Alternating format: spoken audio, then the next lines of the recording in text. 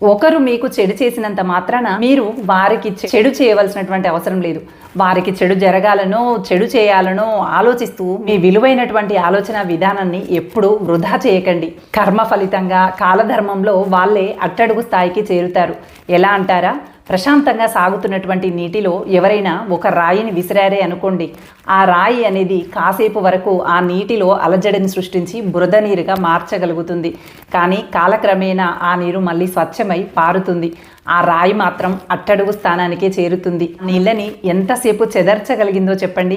అలాగే ఇలాంటి మూర్ఖపు స్వభావం కలిగినటువంటి వాళ్ళు కాలధర్మంలో కాలక్రమేణా ఖచ్చితంగా అట్టడుగు స్థాయికే చేరుతారు.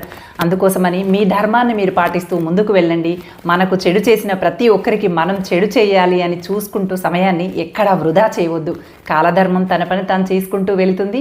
మీరు మాత్రం స్వచ్ఛంగా మీ పనిని చేసుకుంటూ ముందుకు వెళ్ళిపోండి.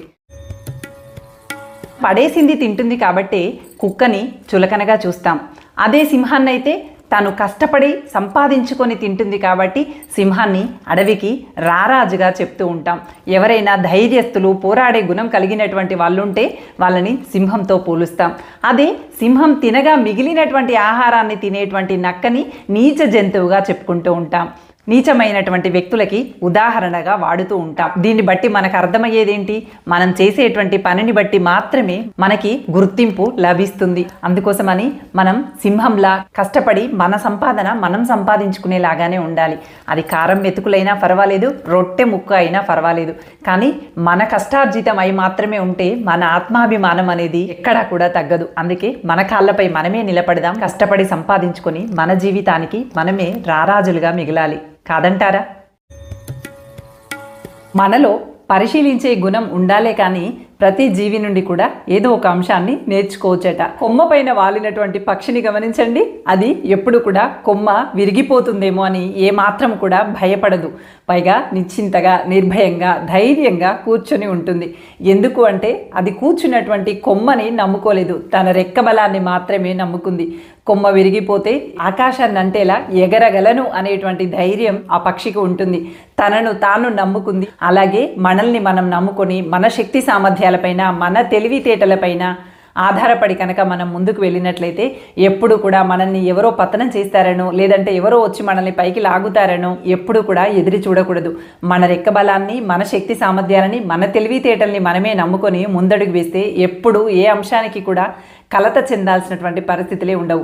ఆత్మవిశ్వాసం, నమ్మకం మన తోడైతే ఆపేదెవరు? కిందికి లాగాలనుకున్న ప్రతిసారి మరింత ఎత్తుకు ఎదిగేటువంటి ప్రయత్నం చేయండి తప్ప కుంగిపోతూ ఆగిపోకండి. మనం ఏదైనా పని మొదలుపెట్టి అందులో ఖచ్చితంగా విజయం సాధించాలి అనుకున్నప్పుడు ఎంతకీ విజయం సాధించలేకపోతున్నాము అంటే దానికి ఒక్కోసారి ఇలాంటి కారణాలు కూడా అయి ఉండవచ్చు. ఏంటి అంటే మన ఆలోచన ఒకలా, మన మాట మరోలా, మన ప్రవర్తన ఇంకోలా, మన ప్రయత్నం మరోలా. ఇలా ఒకదానికి పొంతన లేకుండా ఉంటే అనుకున్నది ఎప్పటికీ కూడా సాధించలేము. పైగా అబాసు పాలవుతూ నవ్వుల పాలయ్యేటువంటి అవకాశాలు లేకపోలేదు. విజయం నాదే అవ్వాలి అనేటువంటి తలంపుతో పని మొదలు పెడితే మన ఆలోచన, ప్రవర్తన, మాట తీరు, ప్రయత్నం అన్నీ ఒకే తాటిపైన కొనసాగేలాగా, ఒకే స్థాయిలో ముందుకు నడిచేలాగా మన ప్రయత్నం ఉండాలి. ఆలస్యంగానైనా విజయం తప్పక నీ దరికి చేరుతుంది. అంతేకాని చేసేటువంటి పని ఒకలాగా, ప్రయత్నం ఒకలాగా, మాట ఒకలాగా, ప్రవర్తన మరోలాగా ఉంటే మాత్రం ఎన్ని ప్రయత్నాలు చేసినా వృధానే.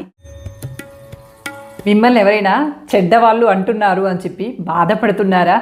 అస్సలు దాని గురించి ఆలోచించకండి. ఎందుకంటే మనం ఎంత మంచిగా ఉన్నా ఎవరి కథలోనో ఒకరి కథలో చెడ్డవాళ్ళుగానే మిగిలిపోతాం. అంతెందుకు, దేవుడు అంతటి వారే ఒక్కొక్కరి కథలో ఒక్కొక్కలాగా కనిపిస్తాడు. మనం ఎంతటి వారం చెప్పండి? మంచితనాన్ని వదిలిపెట్టకుండా, మానవత్వంతో ఇతరులకు నష్టం చేయకుండా ఉన్నంత వరకు ఇతరులకు నచ్చాలని నటిస్తూ బ్రతకటం కన్నా మనకు నచ్చినట్టు మనం బ్రతకటమే మంచిది. అది ప్రశాంతతని కూడా అందిస్తుంది. అంతేకాని అందరికీ నచ్చాలనేటువంటి ఉద్దేశంతో ఎంత మంచిగా ఉన్నప్పటికీ కూడా ఎవరి కథలో ఒకరి కథలో నిన్ను చెడ్డవాళ్ళుగా చూపిస్తారు. అందుకని ఉన్నతమైనటువంటి విలువలు పాటిస్తూ ముందుకు వెళ్ళటం ఒక్కటే పరమావధిగా పెట్టుకో తప్ప అందరి చేత మంచి అనిపించుకోవాలని మాత్రం ఎక్కడ మంచి పేరు కోసం తాపత్రయపడకు.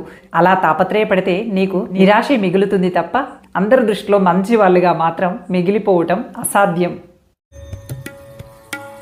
మనకొచ్చేటువంటి చెడు ఆలోచనలు, విపరీతమైనటువంటి కోరికలు, మనలో పుట్టేటువంటి భయమే మనల్ని నాశనం వైపు తొలి అడుగులు పడేలాగా చేస్తుందట. ఇనుముని ఎవ్వరూ పతనం చేయకపోయినా తనకు తానుగానే తుప్పు పట్టి పతనం అవుతుంది. అదేవిధంగా మనలో వచ్చేటువంటి చెడు ఆలోచనలే మన పాలిట తుప్పుగా మారి మనల్ని పతనం చేస్తాయి. అందుకోసమని తగు జాగ్రత్తతో నిర్ణయాలు తీసుకోవాలి. కొన్ని బంధాలు ఉంటాయి, వాటిని వదులుకోలేము, కలిసి ఉండలేము. అలాగని తప్పించుకోలేము, అలాగని వారిని మెప్పించుకోనులేము.